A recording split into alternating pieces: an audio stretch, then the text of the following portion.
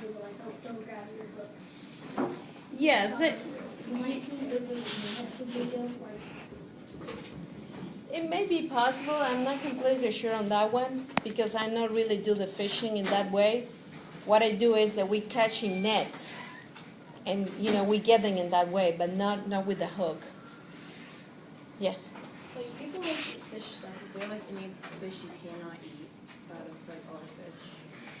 Well, the fish that you cannot eat, it's not because you cannot eat them, but it's because you maybe don't know, how that fish was raised.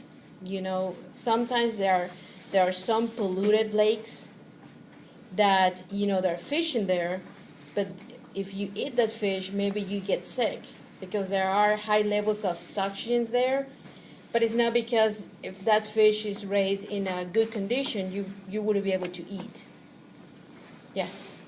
When you guys catch the fish, do you go out into the water and fish, or do you guys swim and? Oh, that's a good thing. It depends on the species. What we do is that we use a big net, and what we do is that we pull them all together, and then we throw away the net in this way. So the net is open in the water, and then we bring the net. Not only one person, like 3 people. They bring all the net, and then all the fish are catch in the net. So then we put that fish into some buckets, and we put some ice in there. So then we have fresh fish. What do you do with the fish? Like if you're getting them out of the water, what do you do with them when you're done? You said harvest. Yeah, we do different things. Sometimes we harvest the fish and we take the fish to another pond. So we need to be careful because in that way the fish will be alive.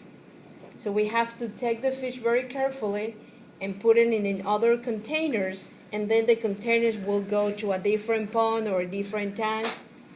That's, for example, when you are raising fish, and then that fish will be used to restock natural ponds. Sometimes you want to sell live fish because that fish will go to the Asian markets, for example. And some people buy live fish and they, fill it in their house. So it's really, really fresh. That fish is very expensive because it's live fish. Other times you harvest the fish and you take the fish into a processor plant. What they do in that plant is that they cut the fish, they get the fillets, and they process and they sell it, like you see in the markets, frozen fillets. So everything depends what you are going to be doing, but those are some of the possibilities. Yes? Wouldn't you have to have a really big container for all of them? How big are the bucket things that you put on the Yeah, what we do is, in OSU South Centers, we don't do much of that because we are a research center. So we don't really do, like in regular industry. But what the fish farmers do is they are capturing the fish, and they have buckets pretty much this size, kind of like this size of the table, and this height. And they distribute, like a layer of ice, then they put the fish, then another layer of ice. So then the ice would be at the bottom and also at the top. That's how they do it. That's how they transport live fish? No, that's how they transport frozen fillet. Okay. Now, how they transport, like live fish, those are round tanks. And they have air in the tanks. How big are they? It could be the size of 2 tables and this height from the top. But those are huge. Yes. Is it a limit to catch and release? It's a what? Is there a limit to catch and release? Yes, there is a limit.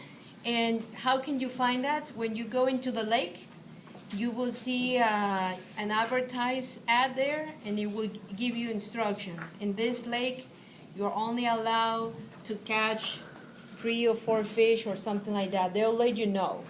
And there is always like it's not like a police person, but it's more like a lake guard, and they will make sure that people are doing that. Okay. Bell's getting ready to ring, so